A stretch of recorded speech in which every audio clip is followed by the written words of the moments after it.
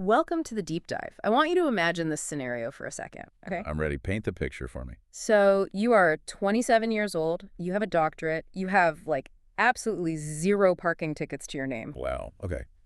A model citizen. Exactly. Right. You have even fewer hangovers, and you are universally, just relentlessly described by everyone in your life, including your own family, with one single word. And what's the word? Sweet. Well, I mean, that sounds like an absolute compliment, right? At least on the surface. Right, on the surface, but you absolutely hate it. It feels less like a compliment and more like, I don't know, a straitjacket. Yeah, that makes sense. It's a box. Totally. You are just suffocating under the weight of this perceived perfection. So the question we are exploring today is this. How far would you go to rewrite your own reputation? That is such a good question. I mean, would you drive through a literal ice storm to an isolated cabin in the middle of nowhere? Would you proposition a professional fighter? I feel like most people would probably just get a haircut. Right. But today's mission is genuinely fascinating because we are taking a scalpel to the anatomy of the good girl goes bad, but not really romance trope. Yeah, we're unpacking the intense and honestly often very messy psychology of breaking out of a lifelong comfort zone Yeah. and looking at how modern literature handles deep vulnerability. To do this, we are looking at some incredible source material you sent over, excerpts from the contemporary romance novel called Show Me, Yes. which is book 3 of the Play Me series by USA Today bestselling author Adriana Locke.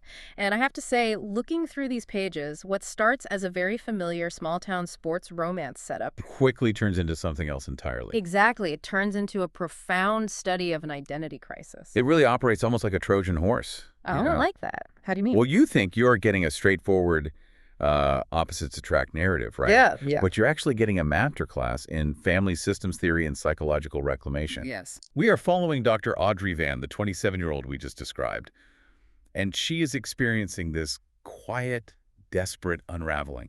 She really is. She just feels completely eclipsed by her friends, Gianna and Astrid. Right, because they have these vibrant, wild stories to tell, while Audrey's life is just a blank slate of compliance. Which leads her to make a completely uncharacteristic, impulsive decision. She just decides she needs a break from being Dr. Van. She hits her breaking point. She does. So she drives out to her friend Astrid's empty cabin on Blackbird Ranch in Sugar Creek to just isolate herself. And while she's there, she accidentally collides with a man named Brooks Dempsey. Ah, yes. Brooks? Brooks is a ridiculously wealthy, incredibly broad-shouldered mixed martial artist who fights for the NAFL. Yeah, and to give a bit of context for anyone unfamiliar with the sports terminology of this specific universe, the NFL is essentially the premier national association for fighter leagues. Okay, so it's the big leagues. Exactly. It's the pinnacle of mixed martial arts. So Brooks isn't just, a guy who gets into bar fights. Right, he's a professional. He is a highly disciplined, elite professional whose entire career is built on physical dominance and violence. The text literally describes him as a walking bad decision. The ultimate red flag. He is the exact antithesis of the world. Audrey has been groomed for her entire life. Precisely. But before they even meet, we have to look at the journey to that cabin. Because the environment the author paints here is doing so much heavy lifting. Oh, the weather. Yes. Audrey is driving through this treacherous winter storm. Sleet is pounding the windshield. Her wipers can't keep up. It's intense. She is white-knuckling the steering wheel, actively questioning her sanity, telling herself that impulsive adventures just aren't coded into her DNA.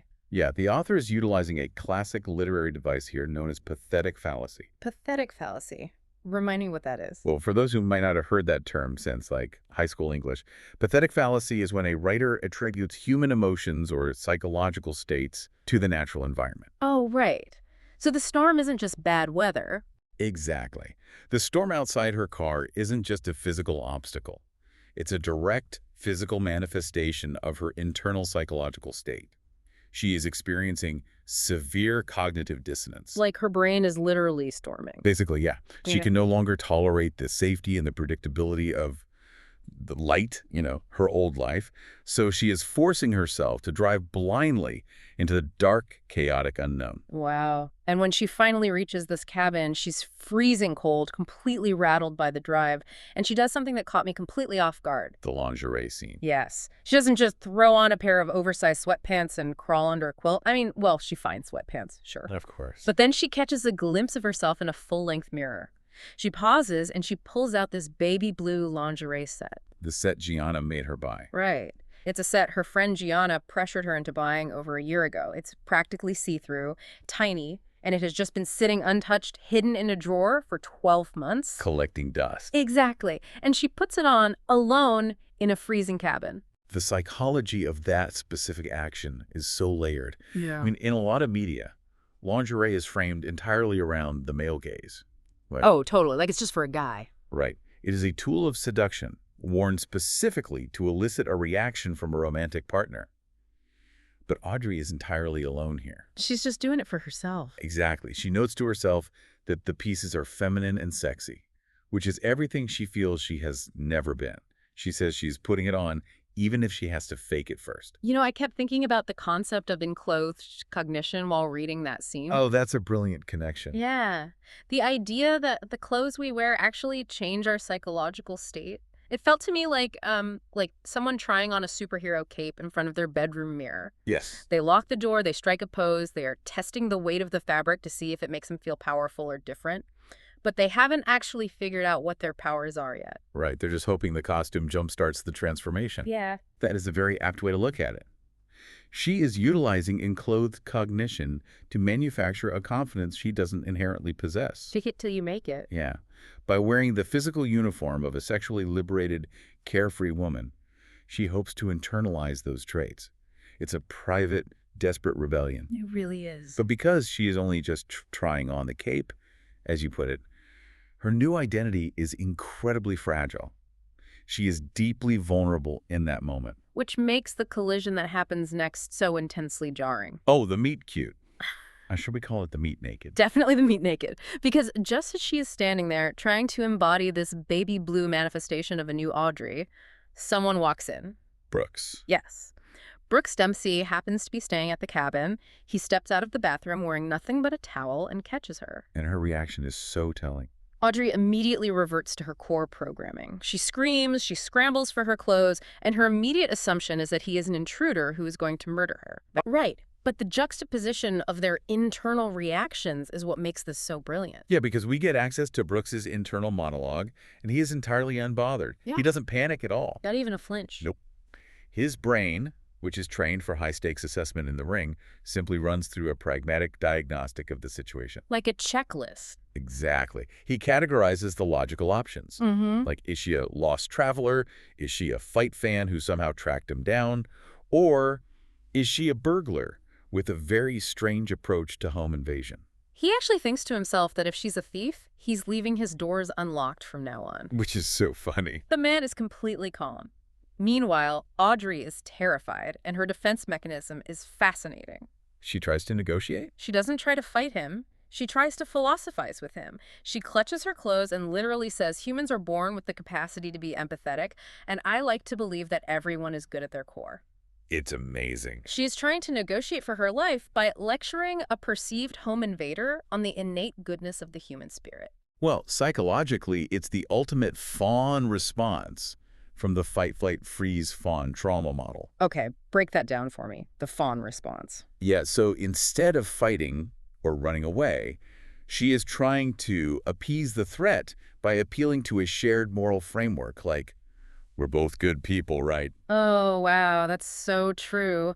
And Brooks's response is just the perfect distillation of his worldview versus hers. What does he say again? He simply looks at her and says, that's how people die. That is such a harsh reality check. That's how people die. It completely shatters her philosophical bubble. It establishes this incredible dynamic right out of the gate. The sheltered theoretical optimist running face first into the seasoned cynical realist. Exactly. But reading this, I kept wondering about the geography of it all. Like, why did she have to drive through a blizzard to an empty cabin to put on the lingerie? That's a great question. I mean, she has an apartment in Nashville. She has mirrors there. Why couldn't she just start her rebellion at home? Because of the environmental anchors attached to her identity. Environmental anchors. Yeah. In psychology, there is a concept regarding how our physical environment enforces our behavioral patterns. Okay, so like her apartment? Right. Audrey's apartment, her workplace, the coffee shop she visits, they are all saturated with the social expectations of Dr. Van, the sweet, reliable girl. Oh, I see. To attempt a radical personality shift in an environment where everyone expects you to be a certain way creates massive cognitive friction. The fear of immediate judgment is just too high. Precisely. If she changes in Nashville, someone might notice, and she would have to explain herself. And she's not ready for that? Not at all. Uh, By removing herself to Sugar Creek, she steps into a liminal space. a liminal space. I love that term. Yeah, it's a transitional vacuum where the old rules and the old audience simply do not exist. She needed a blank canvas to even give herself permission to experiment. That makes perfect sense. But what's really interesting is that this rebellion isn't just some, like, vague desire to be bad. As we move forward in the story, we find out that Audrey has brought a syllabus. A literal syllabus. She has literally systematized her own liberation. She has. And it is arguably the most revealing psychological artifact in the entire narrative. It really is. So Brooks accidentally discovers this list on her computer. It is a meticulously curated set of goals, and in true Audrey fashion, it is typed out in a pink font. Of course it is. We have to look at the items on this whimsy list because the juxtaposition is wild. Let me read a few of these. Go for it. She has learn to flirt, take a self-defense class, get a tattoo, sleep in the dark without being scared, cut my hair. Okay. Standard rebellious stuff, mostly. But then there's learn to be okay if others are disappointed, even if it's in me. Eat alone in public, do something spontaneous, make Anna proud. Those are heavy. And eventually she updates the list to include things like learning how to give a blowjob and having a one-night stand. If you analyze that list therapeutically, it is doing two very different things simultaneously. Okay, how so? While half of the list consists of performative societal markers of rebellion. Like the tattoo and the hair. Exactly. Getting a tattoo, cutting her hair, having a one-night stand. These are external signifiers that tell the world, look, I am carefree. Right. But the other half of the list is deeply, painfully diagnostic. Like sleeping in the dark without being scared. Or eating alone in public. Yes. Those are not acts of whimsy. Those are primal vulnerabilities. Yeah.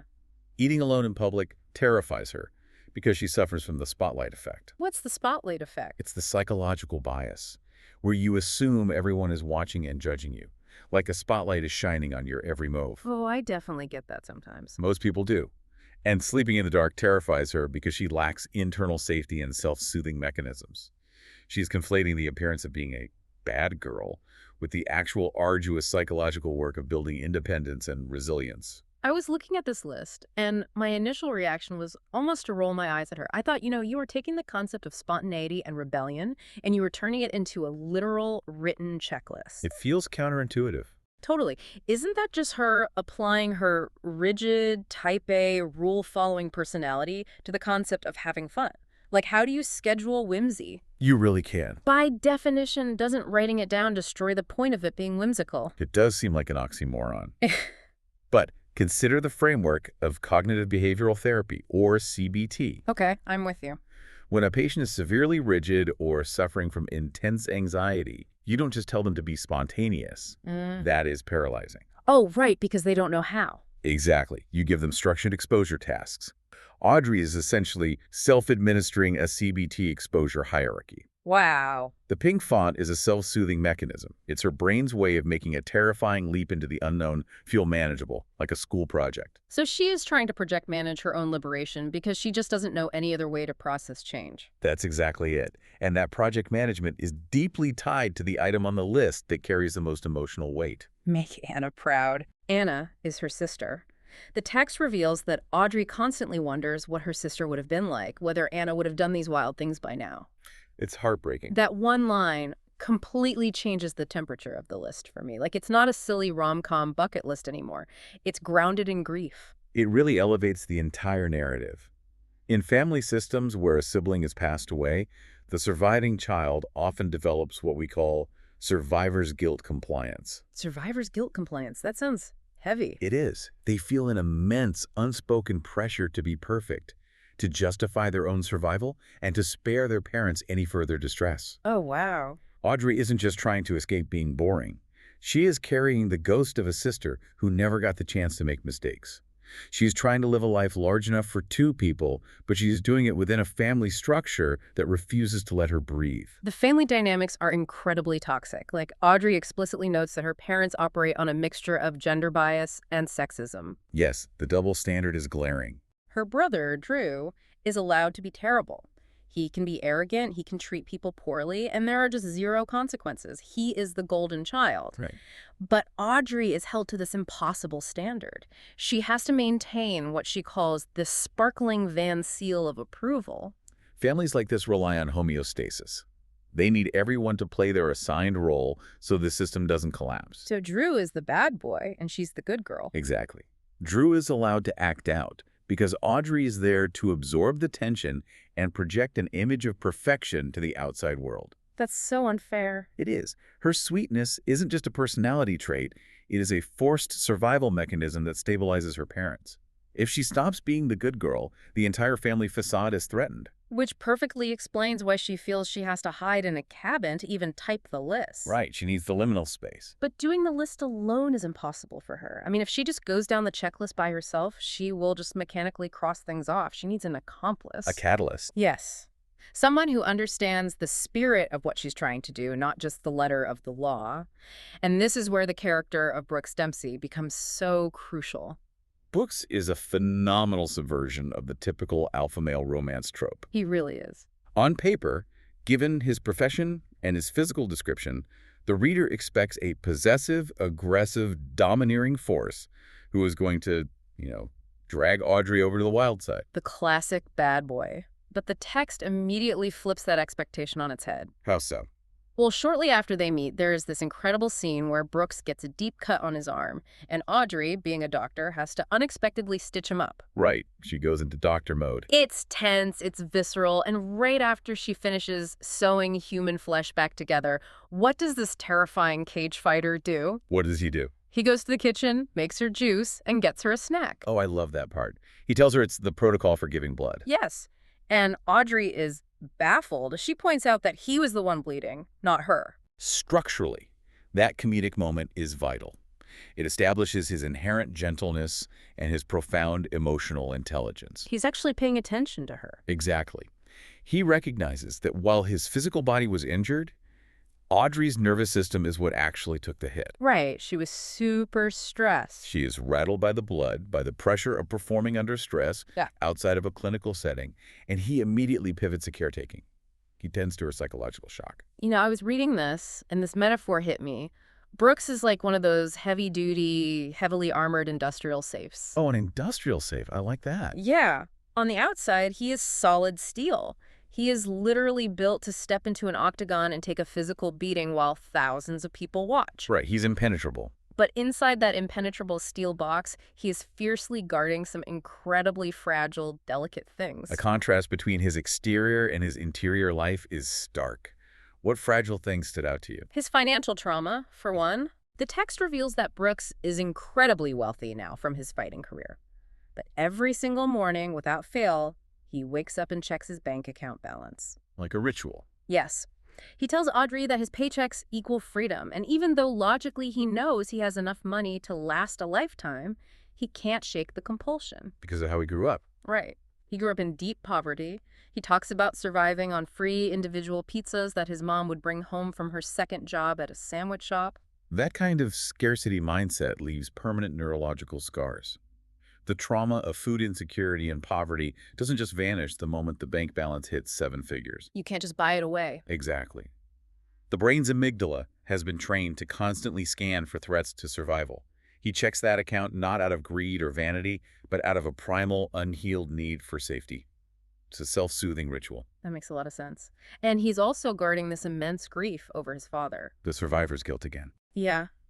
His dad died when Brooks was 17, and Brooks carries this heavy, unspoken guilt because on the night it happened, Brooks had chosen to go home instead of staying over at his friend Gray's house. He blames himself for not being there. Exactly. We don't get all the visceral, gruesome details of the death, but the text makes it clear that this loss just carved him hollow. which creates a profound, invisible bridge between him and Audrey. Right, because they both have that ghost hanging over them. Yes, if you look at them superficially, they're completely mismatched.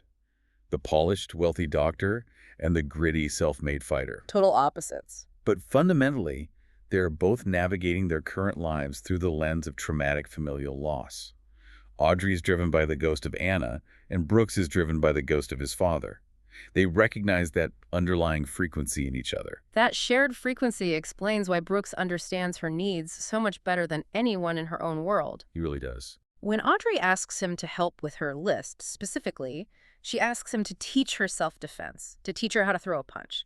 He realizes something incredibly astute. He sees right through it. He does. He thinks about her objective. If she wants to eventually walk into a room full of the elite, judgmental people from her life, people he literally refers to as fuckheads, she doesn't actually need to know how to execute a physical right hook. Right. He assesses her vulnerability and realizes her lack of defense isn't physical, it's psychological. She just needs the armor. She needs the confidence to hold her ground, not the technique to break a jaw. What is so refreshing about his character is that he has no desire to corrupt her or change her fundamental nature. Exactly the opposite. He silently notes that he finds her sweet nature beautiful. Which is so rare in these tropes. Totally. He thinks about how she constantly tries to see the good in people, and instead of mocking her for it, his protective instinct flares up. And he wants to guard it. He wonders who is looking out for her. Who does she call when she wakes up terrified in the dark? And he admits to himself that he wants to be that person. Wow. He doesn't want her to stop being sweet. He wants to be the barrier that protects her sweetness from a world that wants to exploit it. He wants to give her the armor so she can keep her soft center. I want to go back to the scene where she is stitching his arm. Because reading it, it felt like the author was doing something really clever. The metaphor of the stitches. Right. Audrey is terrified of making a mistake, but she has to take decisive action to pull the edges of his wound together. She has to inflict temporary pain to facilitate long-term healing. Yes, that's beautiful. It feels like a physicalization of what they are doing for each other emotionally. Suturing is a brilliant metaphor for their entire arc. Audrey is a character whose identity is frayed. She's unraveling at the seams. Sure really is. And Brooks provides the steady, immovable structural integrity she needs to knit herself back into a stronger shape. And what about Brooks? Well, conversely, Brooks is walking around with these raw, open, emotional wounds regarding his past, and Audrey's empathetic, meticulous nature helps bind them closed. This mutual emotional patching up is what allows them to take the next big step. The road trip. Yes, because if you want to test a new identity, you can't just hide in a cabin forever. You have to put it in motion. You have to take it on the road. So Brooks packs her up, and they leave Sugar Creek. They hit the road for a few days to aggressively tackle this whimsy list. If the cabin was a liminal space of isolation, the road trip acts as a liminal space of forward momentum. And the author doesn't just give us a glamorous, cinematic montage of a road trip. The details are incredibly mundane and intimate. Like the snacks. Oh my gosh, yes. They are in the car, and Brooks is eating dry cereal out of plastic baggies like popcorn. So casual. He is leaving butterscotch wrappers everywhere. He insists on playing absolutely terrible music. Those unpolished details are the mechanism for building real intimacy. Really? How so? Think about it.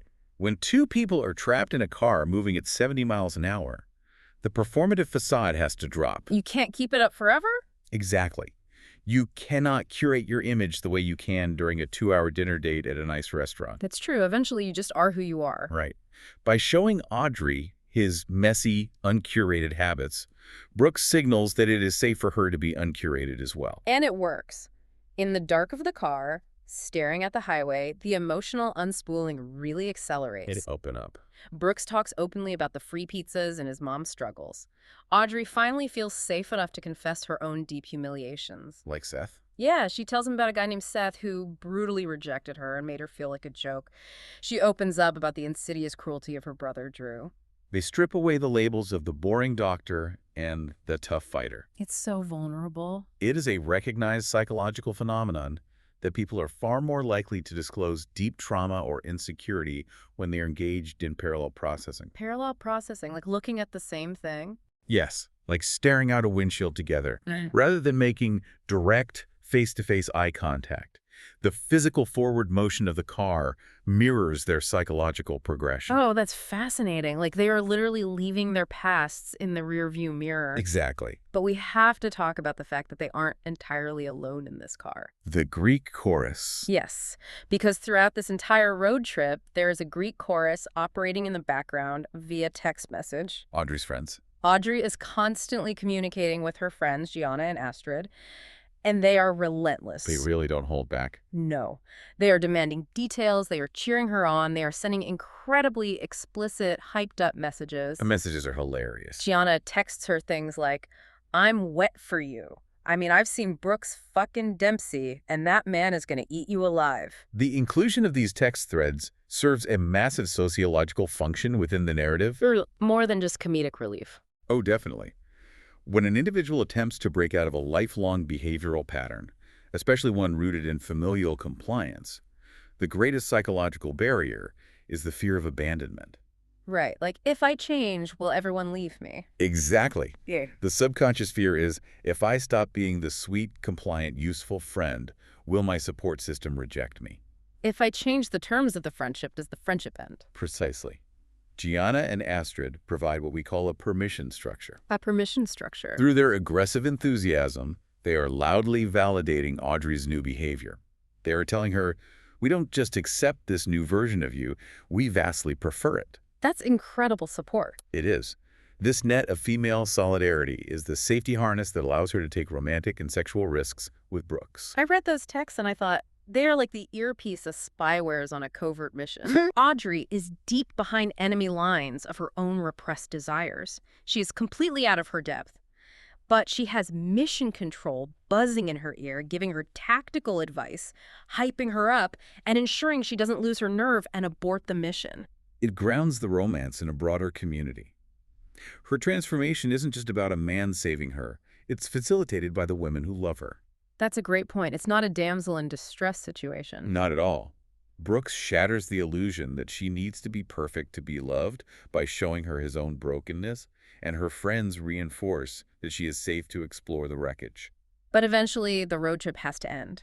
The bubble bursts. Reality calls. Audrey has to take all this new armor, all this new confidence, and walk it right back into the lion's den. She has to return to the real world and face the very people who built the cage she's been trying to escape. This is the integration phase, meaning this is where the therapeutic work is truly tested against the friction of reality. You can't just be fixed in a vacuum. Right. And the reality here is a very tough test. Audrey has to attend her father Robert's upscale 85th birthday party in Boston. High society. And she is dreading it. Her toxic brother, Drew, is going to be holding court.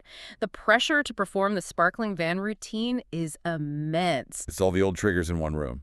To make matters worse, Gianna texts Brooks a warning about a guy named Louis Lemon who is going to be there. Louis Lemon. Yes. Louis is a stockbroker who had previously hurt and rejected Audrey. The name Louis Lemon alone is brilliant. It practically drips with old money entitlement and a sour, unpleasant disposition. It really does. Now, Brooks isn't supposed to be there. He has business or a fight promotion in Las Vegas. So she thinks she has to do it alone. Audrey assumes she is walking into this gauntlet completely alone, bracing herself for the impact. But then she gets a knock on her door. He shows up. Brooks surprises her. He shows up, officially asks her to be his girlfriend, and insists on accompanying her to the party.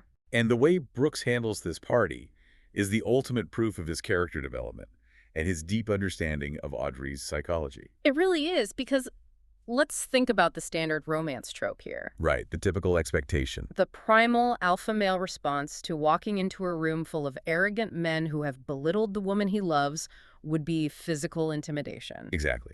The trope dictates that Brooks should walk in, grab Louis Lemon by the collar, shove him against a wall, and physically mark his territory to prove his devotion. It's the whole who hurt you, I'll kill them vibe. But if he did that, he would be playing right into her family's hands. Oh, because they already think he's a thug. Right. He would validate their judgment of him as a violent, uncultured outsider.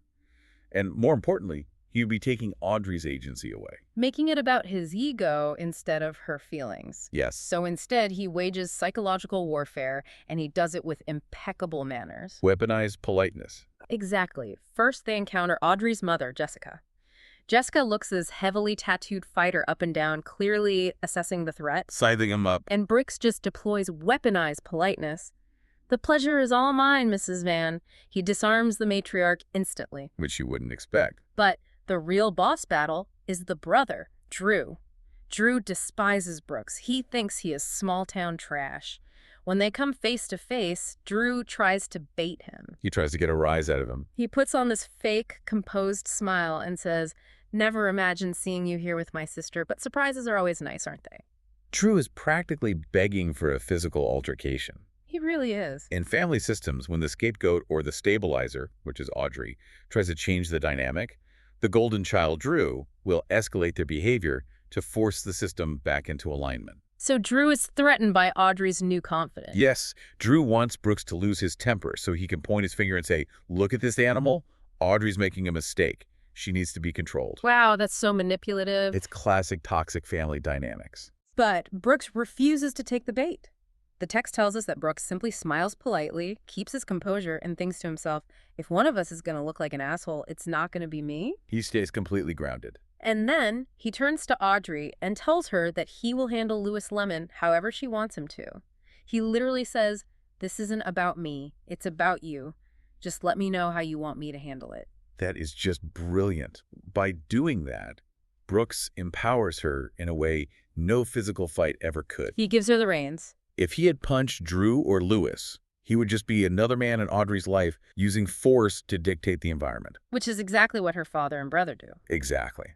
By holding his composure, he demonstrates that he is entirely secure.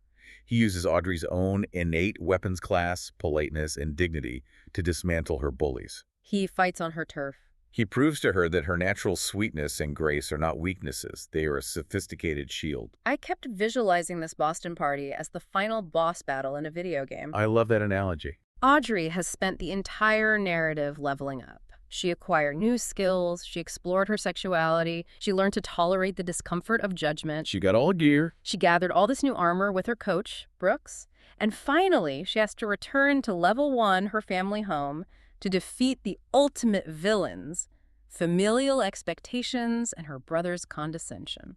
And the victory is so satisfying because she doesn't defeat them by transforming into a ruthless, unrecognizable person. She doesn't become a villain to beat the villains. No, she defeats them by integrating her new boundaries with her core personality. Yeah. She's still Dr. Audrey Van, but she's a Dr. Audrey Van who no longer accepts disrespect as the price of admission to her family. That's a powerful shift. Brooks's job wasn't to fight her battles for her. No, not at all. His job was to stand right behind her, acting as an immovable wall, so that she finally felt safe enough to stand her own ground. And the strategy works flawlessly. It does. They leave the party early, unscathed, and when they get back, Audrey realizes she has finally reached the end of the whimsy list. She addresses the final, most vulnerable item on that pink font document. Yes.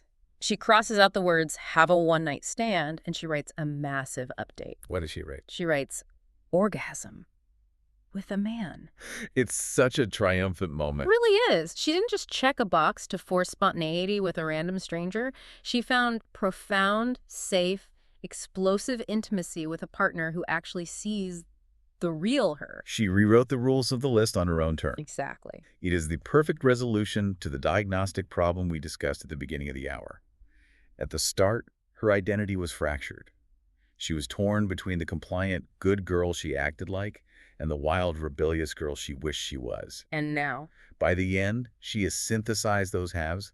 She is simply Audrey capable, highly sexual, incredibly sweet, and undeniably strong. Let's step back and look at the bigger picture here, because the whole point of taking these deep dives into literature is to understand how these stories reflect our own psychological realities. Show Me uses the highly entertaining, incredibly readable framework of a sports romance to sneak in a massive, heavy-hitting exploration of the paralyzing weight of being the good girl. It really sneaks up on you. It's a story about the terrifying courage it takes to actually write down what you want out of life, even if you have to use a pink font to soften the blow for yourself. The pink font is key. And the transformative power of finding a partner who doesn't want to mold you, but simply wants to clear the debris so you can become yourself. Romance literature is frequently dismissed by critics as pure fantasy or escapism. Oh, all the time. People write it off. But what we see here is how effectively the genre can diagram the painful, necessary process of shedding societal and familial conditioning. It's a textbook in disguise. Audrey's journey from a freezing, isolated cabin to a Boston ballroom is a literal roadmap for exposure therapy and boundary setting. And this connects directly to you listening to this deep dive right now. Think about your own family dynamics. Think about the spaces you occupy. We all have them. We all have labels that were placed on us by our parents, our teachers, our peers. Maybe you were labeled the sweet one, like Audrey. Maybe you were assigned the role of the responsible one. Or the smart one, the quiet one. Right. Or even the troublemaker. For a long time, especially when we are young, those labels are useful. They help us understand our place in the ecosystem. But eventually. Almost inevitably, those labels calcify into cages. We stop pursuing what we actually want because we are too busy performing the role we were assigned so we don't upset the people around us. We allow the label to dictate the outer limits of our own whimsy and our own ambition. We look at the diagnostic X-ray of who society says we are, and we ignore the living, breathing reality of who we are becoming. That's true. So I want to leave you with a final provocative thought to mull over when you turn this audio off. Something to take with you. I want you to imagine sitting down tonight in a quiet room, entirely by yourself. Open a blank document on your computer. If you were to write out your own secret whimsy list in pink font, what is the one terrifying, wonderful, completely out of character thing you would put at the very top of that list? What is the thing you are most afraid to admit you want? And more importantly, what is the exact specific label you need to shed in order to finally do it? Because until you step out of the muddy waters of everyone else's diagnosis of who you are, you will never see the clear picture of who you could be.